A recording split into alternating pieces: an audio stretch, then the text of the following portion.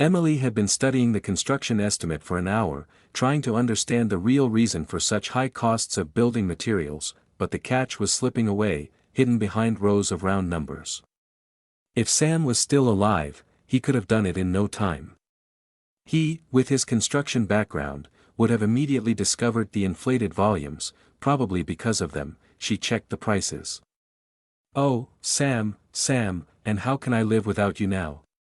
In the 4 years that have passed since a massive heart attack ended her husband's life, Emily has not adjusted to a single life.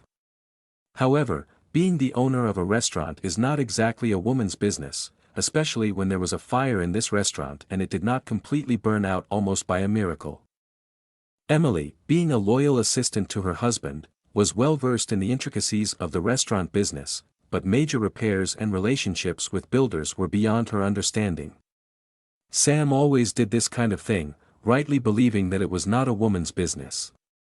He generally took on everything and turned around like a squirrel in a wheel, not sparing himself, but everything turned out to be for the time being. The surge in prices, problems with competitors, and then the untimely death of a much-loved mother undermined the strength of even such a tough nut to crack.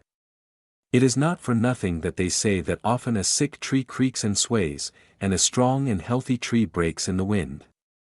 So Sam couldn't stand it either. "I just clutched my heart in front of the fireplace, dropped my mug of mulled wine, and that was it." An ambulance arrived and pronounced him dead. As always, the memory of her husband made her heart ache. In 15 years, they had become almost one.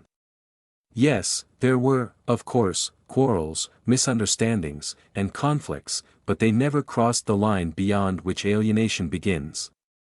More and more often Emily was tormented by the question, did they live correctly? They were so eager to get back on their feet that in their youth they tried one thing and then another, completely investing in it and not leaving themselves time for anything else. While their peers married, divorced, and had children, they persevered toward their goals. When Emily turned 33, they decided that it was already possible to think about children. Since the restaurant worked steadily and brought in a good income. But that wasn't the case. One miscarriage, then another, then a third. And then Emily couldn't even get pregnant. Maybe when she was 20, things would have been different and she would have had a grown-up son or daughter. Yes, in the famous film, they say that at the age of 40, life is just beginning, but for some reason, there is always a feeling that the best part of this very life has already been lived. There is no Sam or his family tree here, just a restaurant.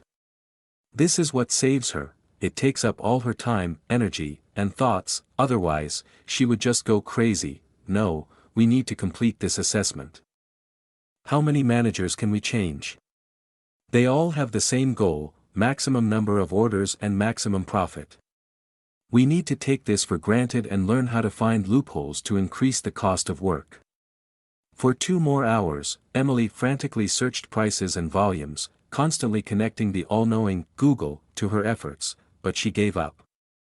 The construction profile of the Institute of Trade and Nutrition is not too deep to dive into. We will have to turn to the repairman again, without having strong arguments and evidence, stopping at one, so to speak, character. The restaurant was greeted with a bleak picture. The facade was still unfinished, and work on the roof was postponed due to rain. Again, probably, he transferred the workers to some other object in order to have time to get money there, Emily thought, seething, and went to look for the foreman. The foreman was found in the banquet hall, from which auxiliary workers were taking out construction debris. "What is it, Nicholas, even forgetting to say hello?" Emily went on the offensive. "You promised to finish both the facade and the roof in a week, and when I look, I'll still be there. I demand to review the cost estimate due to the failure of repair deadlines. Do you have any idea what losses I incur because of the fact that the restaurant is idle?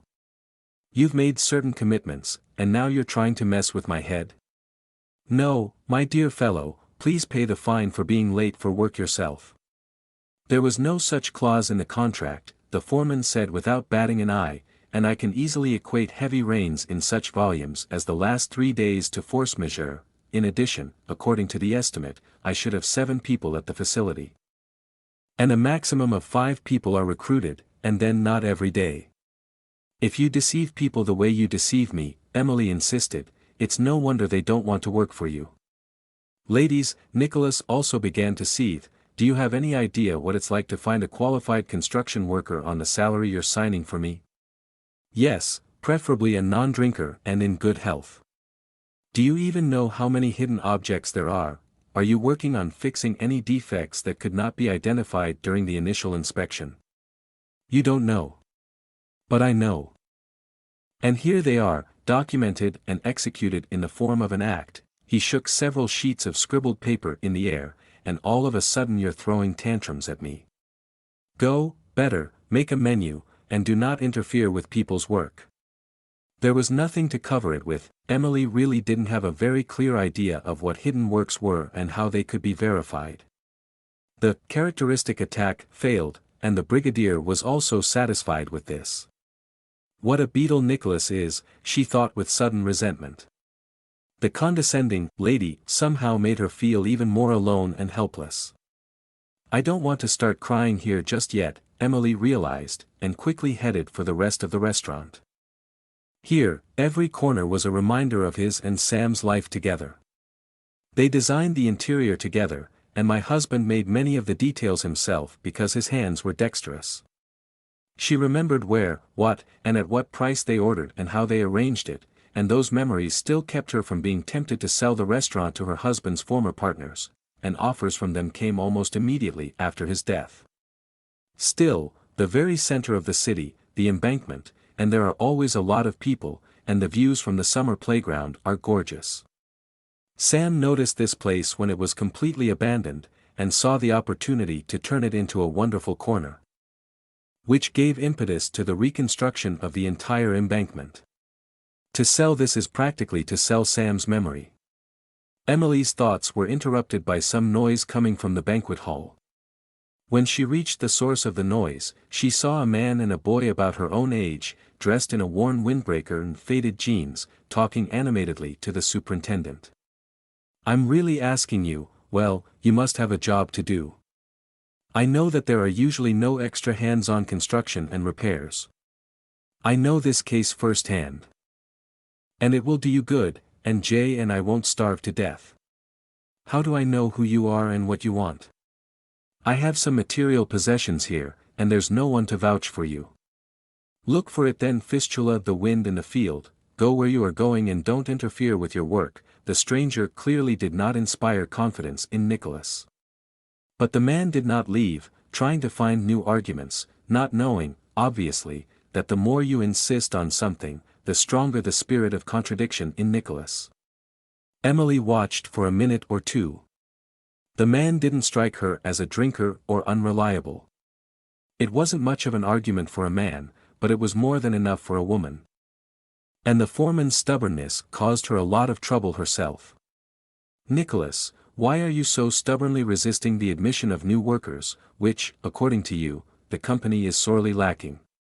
Emily approached the foreman from behind, so he did not expect the appearance of a third party in this argument, because while I am at the facility, I am responsible both for the safety of your property and for my materials and tools, Nicholas objected, wincing with annoyance.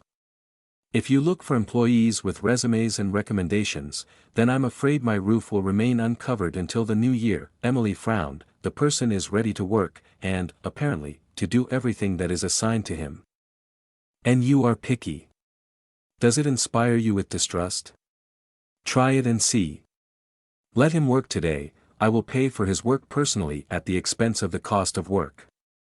Tomorrow you will ask someone else to leave for another facility, and I'm sorry, I'm not going to wait any longer. Your long-term construction project is already sitting in my gut. Well, what's your name? The foreman grimaced. Joshua. I'll tell you what, Joshua, since you suddenly have a roof, in the person of our customer, you can start working. I'll see you in action. If you justify the trust work for your health, don't forget, I warned you. Where do I start? Joshua did not put it off for a long time. You will help the guys finish with the garbage and unload the bricks. Today we will make a porch and an extension. I won't trust you with the masonry, so you'll bring bricks and mortar. Let's see if you are the employee you claim to be. The newcomer quickly grabbed a stretcher with garbage, and Nicholas calmly turned to the foreman standing next to him. Take Ben and Steve off the auxiliary work, let them go to the masonry. I need this brat to escape quickly, preferably before the end of the shift. And if he doesn't?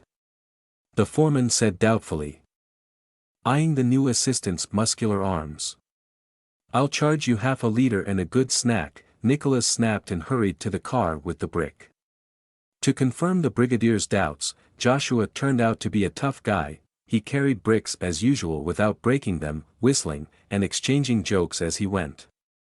The team somehow immediately accepted this efficient and at the same time fussy guy. Under his jokes began to work faster, and by the end of the shift Nicholas was somewhat perplexed to find that the newcomer did not run away, and the team knocked out the masonry in an amount exceeding the expected 1.5 times. In the course, you really are a good person on the construction site. The foreman narrowed his eyes, assessing the results of the day. Nicholas, you will have a bubble and delicacies, just as you promised. The brigadier smiled slyly through his mustache. Why don't you come with me first? Joshua smiled. We don't drink at work, the foreman said, looking respectfully at the newcomer, and you, I see, are a normal man. You honestly earned your advance. Just tell me why your child spends the whole day at the construction site instead of rolling around the yard.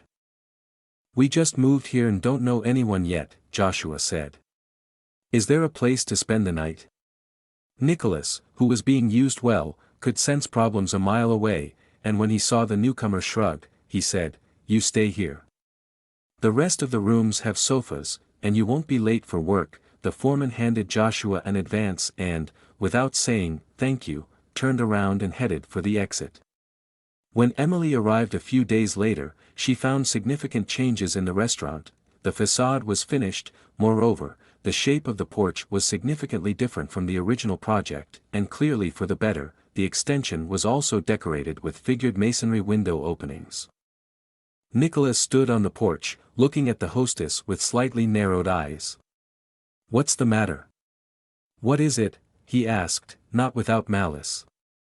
My dear is happy. Emily did not succumb to the provocation, but if we have already started quoting fairy tales, let me ask you, do you have Aladdin's magic lamp? If I had such a lamp, I would now be basking in the Maldives, and not hanging out in your restaurant.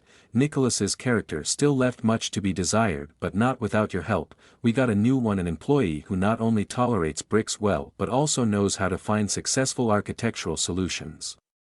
Who taught him this? I have no idea. Usually people with such knowledge have a decent income and they are not hired part-time.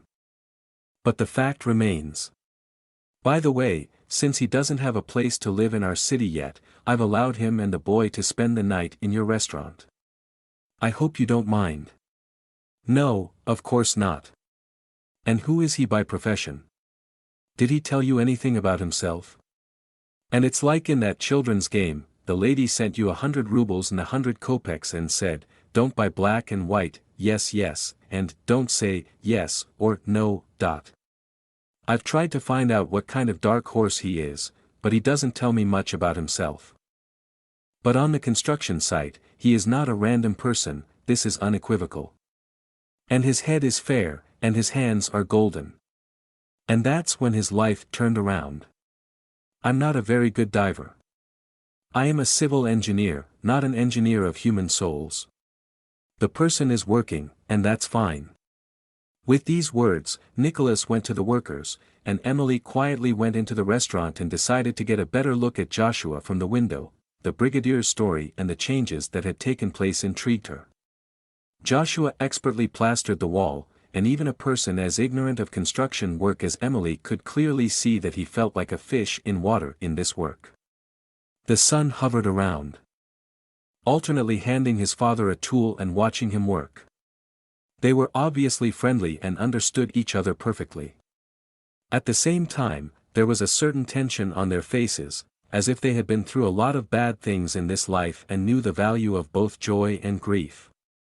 Maybe Joshua will still help me breathe through this ill-fated repair. A faint hope flashed through Emily's mind, and in order not to frighten her, she hurried out of the restaurant, giving Nicholas the necessary instructions. The renovation finally got off the ground. Emily, when visiting, constantly thanked fate for sending her Joshua. He was able to offer good construction solutions based on minimal costs. Nicholas, with all his skepticism, was imbued with respect for him. They also got along with the team, and such vague prospects for completing repairs finally began to take on real outlines. However, it was not possible to smoothly complete all this multi-year construction. Shortly after another rejection of a persistent offer to sell the restaurant, Emily was woken up in the middle of the night by a phone call. Nicholas's voice trembled with anger, alarm, and rage. They set it on fire again, the bastards. So much work was almost lost. If it weren't for Joshua and the kid, everything would have been covered up completely. Emily, pulling on a t-shirt and jeans as she went, rushed to the scene of the accident. The source of the fire was small, in the far corner of the annex, where the finishing work was not even finished yet. But the calculation was correct. This part of the building was hidden from prying eyes, and the fire would be noticed when the fire area reached a large size.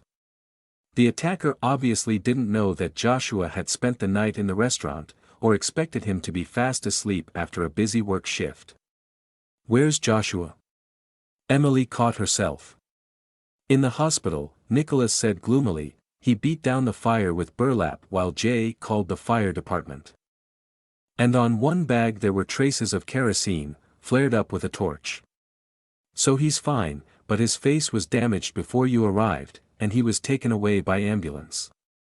Jay also got into the car. Oh, study and study, if only there was no trouble." The brigadier's articulate speech broke off, and he slashed angrily at the air. "I'm going to the hospital," Emily said, opening the car door. The hospital corridor was empty and echoing.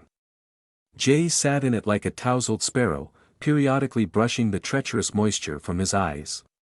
"What are they saying?" Emily put her hand on the boy's shoulder. "The condition is stable," Jay repeated the phrase he had heard from the doctors. "His face is burned. But his eyesight is still fine," and he couldn't resist making a grown-up business remark, sobbing, "What is this? My mother died, and I waited 5 years for my father at my aunt's, only here things started to get better. Jay, everything will be fine, Dad's life is not in danger, and I will pay for the necessary treatment." Emily hugged the boy. "And why did you wait so long for Dad?" Jay looked at her with his huge brown eyes, which were mixed with pain, fear, gratitude, and a desire to believe, but he didn't answer the question. Instead, he bowed his head low and rubbed his soot-smeared fingers together. Emily didn't ask any more questions and asked the staff to let her into the victim's room. Joshua was lying on the bed, moaning slightly, his face and hands wrapped in bandages. "Sorry to bother you," Emily didn't know how to start the conversation. "I wanted to know how you feel and thank you for." The words somehow turned out to be somewhat official, which completely did not correspond to what she was feeling right now. "I what?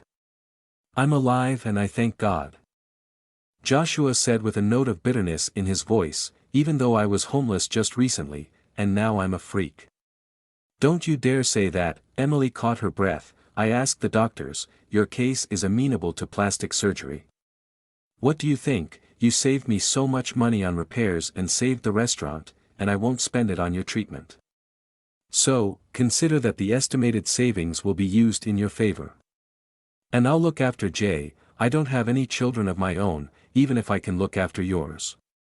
"Yes, he really doesn't need a babysitter anymore," Joshua said, trying to smile under the bandages, "and thank you for your concern. You're a good woman, Emily, and your restaurant is worth a look. I wish I could finish the repairs." "You can," Emily answered confidently. "I will send Nicholas to you for consultations. With a photo report. You will make adjustments remotely. You'll find out who set the restaurant on fire first. Obviously, they want to take it away from you, so enlist support. It won't work on its own. You know life very well." The woman suddenly stammered. "I still didn't dare ask you, apparently, you are a great specialist and a good person, why you and Jay are like tumbleweeds. Not now. Joshua's voice became firm and categorical. Not only am I lying here all wrapped up in bandages, but I'm still going to put pressure on you, asking you to feel sorry for me with your fate. When I'm cured, I'll tell you everything later. Joshua turned to the window, indicating that the conversation was over, and Emily quietly left the room and went out into the corridor, where Jay was still sitting inconsolably. Events spun like a kaleidoscope. Emily was torn between the ongoing repairs, the investigation that had begun, the hospital, and taking care of Jay. We must pay tribute to Nicholas. He took over the baton dropped by Joshua, constantly went to his hospital, and consulted and worked with his team not out of fear, but out of conscience. Emily told the police all about the persistent offers to sell the restaurant. After much effort, she found an intelligent lawyer, and the investigation turned out to be one of the business partners of her late husband, who hired the contractor to set fire to the restaurant, which so stubbornly did not go into his hands. He and Jay visited Joshua every day, talked to him, encouraged him, joked, but firmly kept their word not to ask about his past. The completion of the renovation coincided with Joshua's placement in a plastic surgery clinic. Nicholas, having received the payment, handed Emily an envelope with money as a parting gesture. This is for Joshua from our team. If he wants to come back to our business when he's beautiful again, we'll be happy to. Say hi to him from the guys, and, not knowing how to put it in more detail, he habitually chopped the air with his hand and walked towards the gate. Before Joshua's discharge, Emily was worried. He was no stranger to her, though she still knew nothing of his past. And Jay. During that time, she had grown so used to the boy that she seemed to have known him forever. The treatment is over, the repairs are done, and it's time for a frank conversation. What will it be like? The luminary of plastic surgery did its best. There were no burn marks, just a slight change in facial features and a few pinkish welts. Joshua was beaming with joy, but it was obvious that he was also very excited. After dinner, when Jay went to another round of computer games, Joshua frowned slightly and said, "Emily, I promised to tell you my story. Now is the perfect time. You and Nicholas were not mistaken. I actually worked as a civil engineer in one of the rather large firms. My projects were in high demand, I earned a decent amount of money and expected a bright future. But in our business, as everywhere else, there is competition, and I was severely framed by one of those who were aiming for my place. I won't go into details, but I was accused of taking a bribe from a subcontractor, and during the search, they found marked money. I didn't have any evidence that they were planted. My competitor in law enforcement had his own people. In general, the case was quickly closed, and I got 6 years. The court did not even take into account that, in addition to Jay, I still have a pregnant wife. This story did not affect her in the best way. During childbirth, she died of severe bleeding, and the child also could not be saved. I took Jay to my second cousin's house. And my younger sister Zoe moved in with me because it was their parents' apartment. I didn't have time to get my own apartment. We were just about to make the first installment on the building when all this happened. After 5.5 years, I quit, took Jay, and got a job in your restaurant. You know the rest. I am very grateful to you for everything, for your work, for the doctors, for Jay. The only thing I want to ask is that you please keep an eye on Jay for a few more days. Nicholas needs a new facility, and it's too far away. We need to look around. I can't live without you, Emily said instead of answering, and pressed Joshua's strong hand to her cheek. Closing her eyes, she felt his hands gently wipe away the tears that were running down her cheeks, his lips whispering something gentle and soothing in her ear, and the whole world, so wrong, so inevitably distorted by Sam's death, began to slowly return to its place, giving her a sense of security, warmth, and peace.